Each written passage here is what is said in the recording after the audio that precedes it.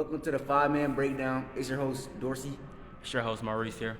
Today we're going to be talking about one of the greatest games in all the sports, the Super Bowl. We'll be talking about one of the greatest games. The 29-13 victory that the Seattle Seahawks had over the Patriots. This was a terrible performance. I was rooting for the New England Patriots. Sadly, they did not come through. It was a terrible showcase of their offensive capabilities. Yeah. The Seattle Seahawks defense is one of the greatest modern-day performances we have ever seen. Let's talk about the quarterback play between the two plays. Now, honestly, this game, neither of the quarterbacks really stood out. Sam Darnold had an okay game. You know, he was more of a game manager. A mediocre game, if you ask me. He had a very game. He managed the game decently. Drake May. His passer rating is 74.7 in a Super Bowl. Super Bowl. This is terrible. Not his best game, you know. Drake May also didn't play his best game. You know, he looked like he was struggling a little bit out there. Struggling heavy. Didn't have a lot of help from his O-line. You know, threw 2 interceptions. One of them was a pretty costly one. Got sacked 6 times. Long game. It was a very long and difficult game. The Seahawks scored 15 out of 29 points from kicked field goals. Yeah, it was definitely a slugfest, a very defensive game. You know, a lot of kicks, field goals from the Seattle, and a lot of punts from New England. If you ask me, this was just a belt whooping, what they call it. It was a belt whooping. It was belt all night. Now, how about we talk about one of the bright spots on offense for both of the teams? The Super Bowl MVP Kenneth Walker, Memphis' finest, 27 carries for 135 yards, balling out this game. I mean, 5 yards per carry is actually pretty good. His longest was a 30-yard run. Yes, it's a couple breakaways. He had one really long rush they took away from him. He could have had close to 200 yards this game if they didn't call that back. You know, the holding call. But, you know, we could also talk about the defense that was played this game. You know, New England's defense, they didn't play horrible. You know, they had Seattle kicking a lot of field goals. New England's defensive scheme was actually really well planned out. You can tell the defensive coordinator knew what he was doing. His players just could not execute. Yeah. It was multiple plays where somebody missed an assignment, somebody was too focused on stopping K9's run, and he let up a touchdown just like that. Let's talk about who did execute on the Patriots defense, though. Christian Gonzalez. And Craig Wilson. Don't forget Craig Wilson. Christian Gonzalez looked like the best player on the field on both sides during this game. You know, he was making spectacular plays. 3 pass deflections is actually crazy. I mean, he stopped Rashid Shaheed, one of the fastest wide receivers in the game, from scoring a breakaway touchdown. He hocked him down.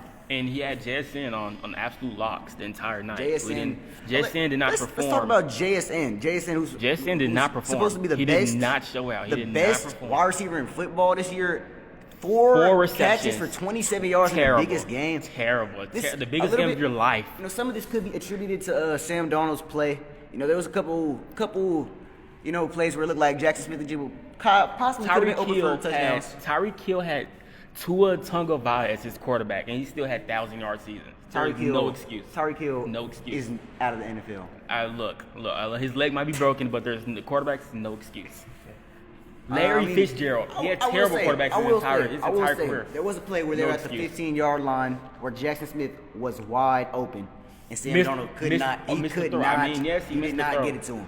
But again, we're talking about this is the biggest stage of your life to prove something, to prove one of the greatest to ever touch the field. Larry Fitzgerald had terrible quarterbacks his whole career, and he's one of the greatest wide receivers ever. Yeah. So I mean, there's no excuse. No excuse. You know, let's talk about Seattle's defense. One of the best defensive games in the Super Bowl, you know, we've seen in a while. You know, some people were saying they looked like the Legion of Boom again. You know, they were out there taking advantage of of New England's O-line, getting to Drake May almost every play they had Drake May, you know, either scrambling or under pressure. He was under fire the whole game. He was under pressure 50 times. Yeah, I mean it was a chess match, offensively and defensively. I mean, all-pro Devon Witherspoon. They have, you know, Tariq Woolen was getting cooked a little bit. I will say Tariq Woolen got what they call dunked on.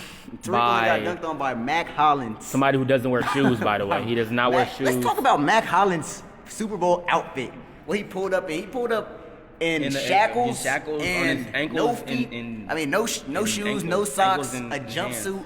He looked fresh out of prison. It was, if you ask me, it was a statement. It was a It was a statement to statement show that that they he's were a gonna warrior. lose. It was a statement to show that he's a warrior and he is prepared for anything. It was a And that was a great Super Bowl statement outfit, showing if we're you gonna ask lose. me. Honestly, if you ask me. we could say a lot of the wide receivers on the New England, you know, it wasn't a lot of things non-related to football was going. There might have been some distractions out there, you know. Stephon Diggs, Stephon was Diggs distracted. has a lot of distractions going on right now. You know, Cardi B, one of the biggest Music pop stars, influencers, one of the greatest female artists broke of all up with time. him right after the game and commented that he's a disgrace to the game on his Instagram. How do you feel about that? I feel like he could have. I feel like his What would you reply do if to Cardi that B statement. called you a disgrace to the game?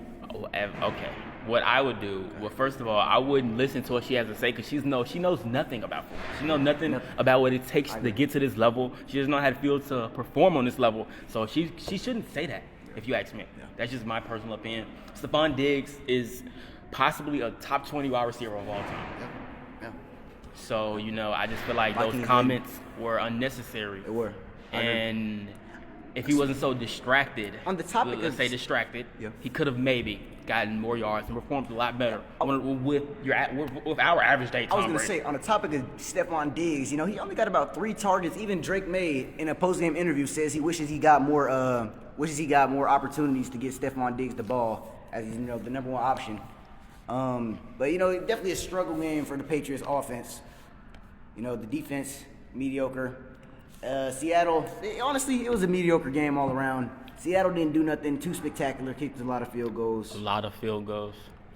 New England really scored about 1 touchdown.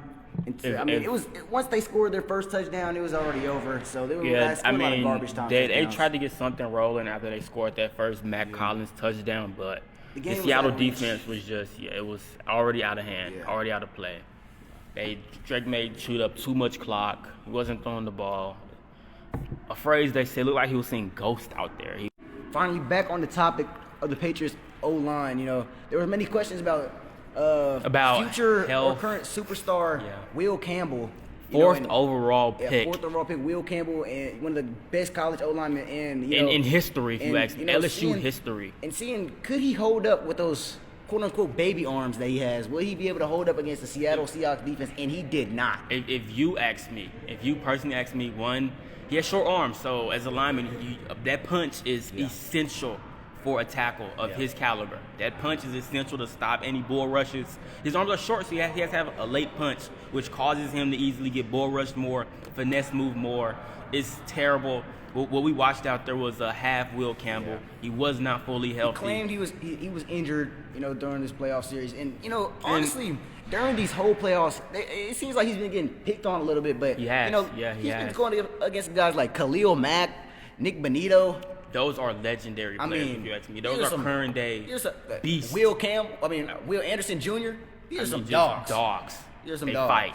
And, you know, for a rookie, he don't did forget the other rookie lineman on the same side as him. I forget his name, but he also. It's like Jared Wilson.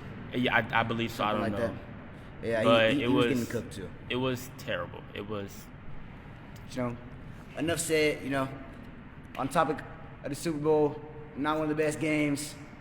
But you know, we still are gonna cover Both teams could have performed better. Yep. Like Dorsey said, enough said. This was a mediocre game at best. The Super Bowl the halftime performance was good though. Shout out Bad Bunny. Yep. But that is the end of the 5-minute all from breakdown. us. Thank you for clocking in.